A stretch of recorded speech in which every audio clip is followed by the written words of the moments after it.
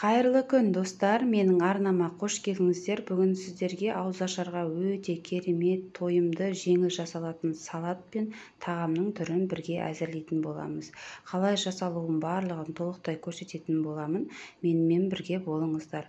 Каналыма тіркеліп, қоңырау батырмасын басып қоюды ұмытпаңыздар. Сонда менің видеоларымды алғашқылардың бірі болып көретін боласыздар. Ал ендеше тамағымызды бастаймыз. Ол үшін қызып тұрған табаға сұйық майымызды құйып қыздырып аламыз. Содан соң үстіне тауықтың төс етін осылай ұзынша қылып турап салып қуырып аламыз. Барлығы 5-10 минуттай жақсылап қуырылуы қажет. Ендігі кезекте үстіне пиязымызды қосамыз. Содан соң паприканы қосып жақсылап қуырып аламыз. Біздің пиязымыз сарғайғанша, етіміздің суы тартылғанша жақсылап қуырып алатын боламыз. Бұл оңай, тез жасалады, бұл тағам тез жасалады. Енді соусымызды дайындаймыз. Ол үшін бізге қаймаққа тұз, дәміне қарай қарабұрышты салып, ұнымызды салып, суды құйып, жақсылап араластырып аламыз. Арасында ешқандай іртік қалып кетпеуі қажет.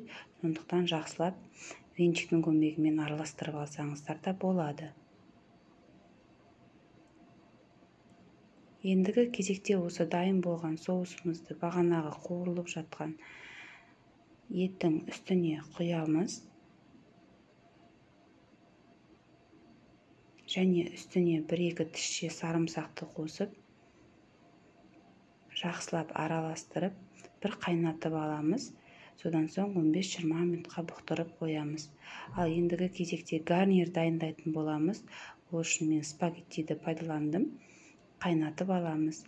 Қалауларыңыз бойынша макарон түрлерін немесе күрішті қайнатсаңыздар да болады. Мінекей біздің спагеттиіміз пісіп шықты. Салқын суға салып алсаңыздар да болады. Ол енді дайын болған спагеттиді біздің етті соусымыздың үстіне салып, барлығын жақсылап араластырып аламыз. Мінекей біздің оңай жасалатын асымыз дайын болды. Өте дәмді болады. Міндетті түрде жасап көріңіздер. Ал достар, ендігі кезекте біздің жеңіл салатымызды жасаймыз. Өте оңай жасалады және дәмі де өте әдемі болып шығады. Ол үшін алдымен қажетті заттарымызды дайындаймыз. Бізге піскен жұмыртқа, краб таяқшалары, қияр, укроп және осындай кукуруза қажет болады. Алдымен краб таяқшаларын осылай кубиктап турап алатын боламыз. Соломка қылып турасаңыздар да болады, қалауларыңызға байланысты. Краб таяқшаларын турап ыдысымызға саламыз. Содан соң жұмыртқаны да дәл солай турап ыдысымызға саламыз.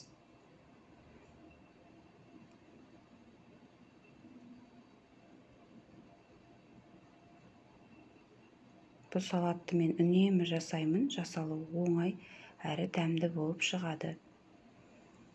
Қиярымызды да дәл солай ұзынша қылып кесіп, барлығын кубиктап турап алатын боламыз.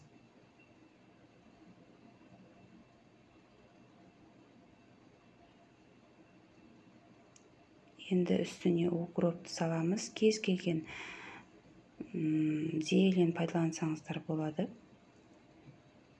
Енді үстіне тұзымызды дәміне қарай салып, үстіне майонезді қосып, жақсылап араластырып аламыз. Достар, мен кукуруза салуды ұмытып кетіппін, бірақ соңынан салып алдым. Біздің салаттың ерекшелігі осы кукурузамен дәмді болады. Енді барлығын жақсылап араластырамыз. Біздің салатымыз мінекей дайын. Өте дәмді салаттардың бірі. Міндетті түрде жасап көріңіздер. Достар, егер осы видео ұнаса, лайк басып, пікір қалдыруды ұмытпаңыздар.